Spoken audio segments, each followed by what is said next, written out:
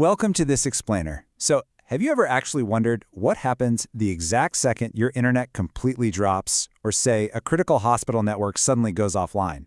I mean, behind the scenes, there's this incredible, high-stakes, rapid response world that most of us literally never see.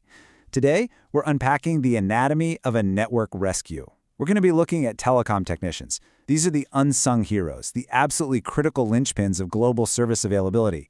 And as you'll see, their jobs require way more than just technical know-how. They require absolute pinpoint precision.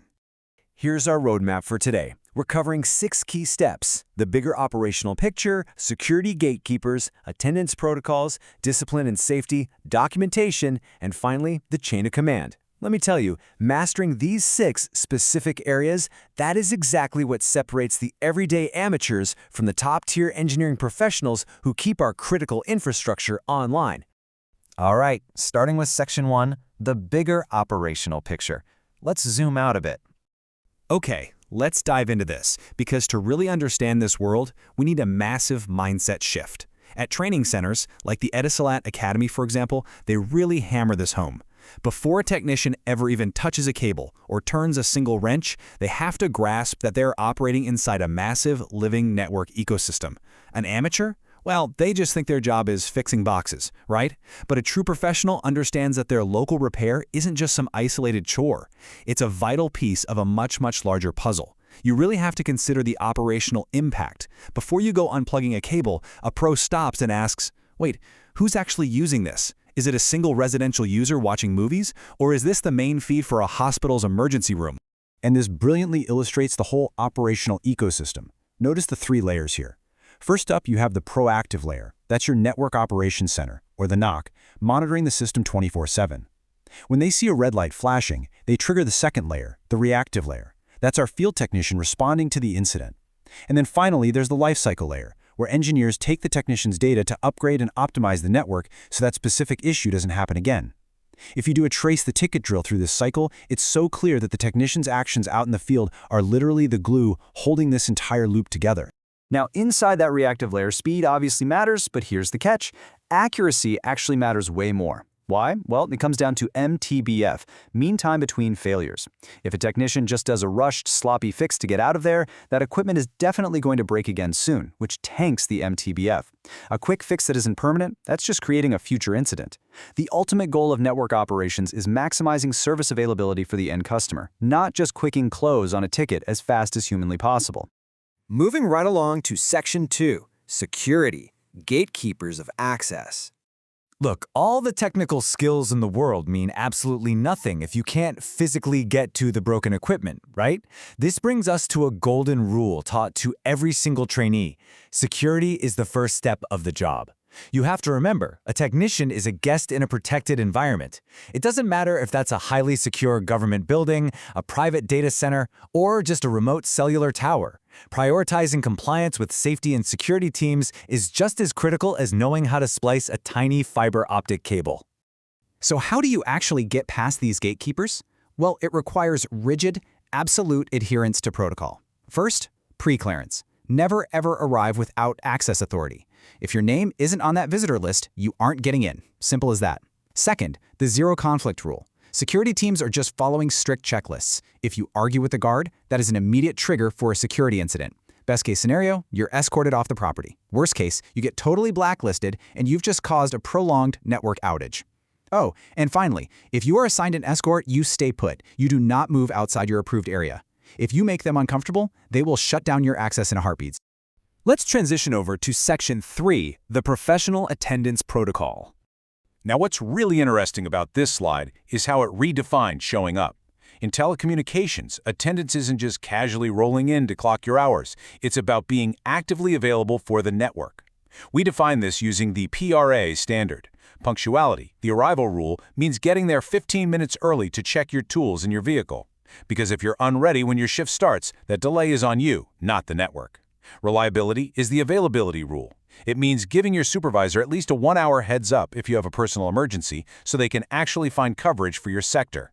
And accountability? That's accepting that this network breathes 24/7, 365. Excuses like, oh, I hit bad traffic, simply don't cut it. For a professional, traffic is something you plan for, you don't use it as a crutch. I want you to literally put yourself in the safety boots of a field technician for just a second here. Ask yourself, if you just decide to skip your scheduled shift, who is actually impacted? Do you think it's just your boss getting a little annoyed? Not even close. Look at this ripple effect. It's like knocking over dominoes. It creates a cascading disaster. Your supervisor has to instantly scramble for a replacement. Your colleague now has to work a double shift, which leads to dangerous burnout. The network operations center suddenly loses their vital eyes on the ground. They're flying blind.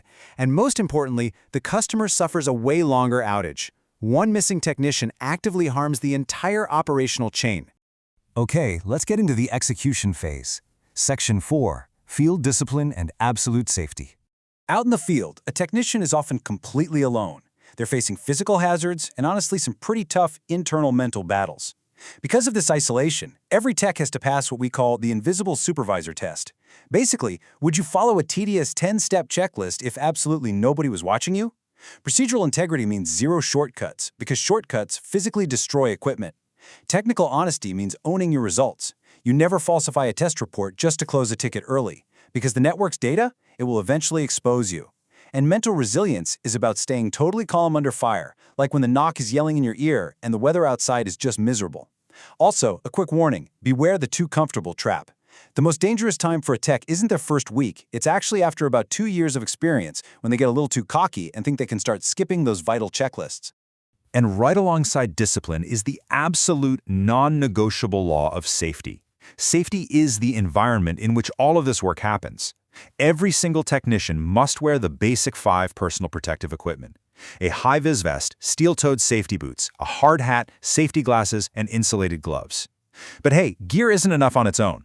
They also do a mandatory 360-degree site survey to map out any hidden hazards before they even step inside. And take a look at the strict no headphones rule highlighted here. Think about it. If you've got noise-canceling earbuds in, there is no way you're going to hear a failing cooling system, a fire alarm, or a heavy truck reversing right behind you. It's about vital situational awareness. This right here, this might actually be the most important quote in the entire curriculum. No repair, no deadline, and no client demand is worth a single injury. Period. Full stop. Professional technicians are deeply empowered with the right to refuse. If they roll up to a site and see exposed live wires or a lack of proper fire suppression, they have full authority to step back, call the NOC, and flat out refuse to enter until that hazard is cleared. Safety over speed, every single time. All right, moving into the resolution phase. Section 5, the power of documentation. So the crucial point here is that the job is definitely not done just because you physically plugged a cable back in. We live by this rule. If it isn't documented, it didn't happen. Documentation isn't just some annoying extra administrative chore that you have to do. It is a permanent, living record of your professional performance. A fix that isn't logged? Well, that's a repair that's practically doomed to fail again, because the next tech who shows up will be flying completely blind. Let's walk through the proper field documentation protocol. It's 4 simple steps. First, the as-found status. What were the exact error codes when you arrived? This proves your initial diagnosis. Second, the action taken log. This is your step-by-step roadmap of exactly what you did so the engineers can follow your logic later. Third, the as-left status. What were the final readings when you packed up your tools? This proves the system was actually working when you walked away. And finally, the recommendations section. Did you notice the cable insulation looking a bit brittle? You document it and recommend a replacement to save everyone future headaches. And here's the kicker. This report has to be written right there at the site. If you wait until you get home, I promise you, you'll forget the tiny details and that whole network life cycle breaks down. And that brings us to our final element of resolution. Section 6, Escalation and Chain of Command. Let's move to this slide and see how this builds. Because how does a true professional handle a problem that is simply too big to solve alone? They use escalation as a proactive, data-driven tool. A lot of trainees mistakenly think escalating a ticket makes them look weak or incompetent. Completely false. Escalating protects the network. You escalate based on specific triggers. There's the capacity trigger. You are fundamentally stuck and need higher-level system access. The time to resolve trigger. A repair is just dragging on way too long. And the urgency trigger. A core site goes down and you need immediate heavy-duty backup. A pro uses a tight 30-second escalation pitch. They state exactly what's broken, what they've already tried, and exactly why they need Tier 2 support. No fluff, just facts. But here is exactly where we separate the pros from the amateurs once again. An amateur thinks escalation means dumping the ticket, just tossing the problem over the fence so they can pack up and go home. A professional, they stay with the ticket.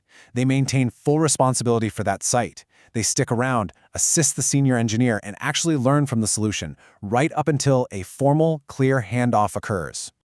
And that ties directly into the chain of command mapping you see right here. Think of it like that old message passing game you used to play as a kid. If you skip people in the circle, the message gets instantly garbled, right? Bypassing your direct supervisor just to get a quick favor or a quick fix from a buddy in another department, that distorts vital information and completely destroys the pipeline. Unified direction ensures that priorities remain crystal clear for everyone and prevents total operational chaos, because at the end of the day, telecommunications is the ultimate team sport. So, I'm going to leave you with this final thought to really chew on. Are you just fixing boxes, or are you ready to be the crucial link that literally keeps the world connected? Mastering these protocols, really understanding the ecosystem, respecting the security gatekeepers, maintaining bulletproof discipline, documenting everything, and honoring that chain of command, that is exactly what transforms an ordinary technician into a true network hero. Thanks so much for joining me on this explainer, and keep learning.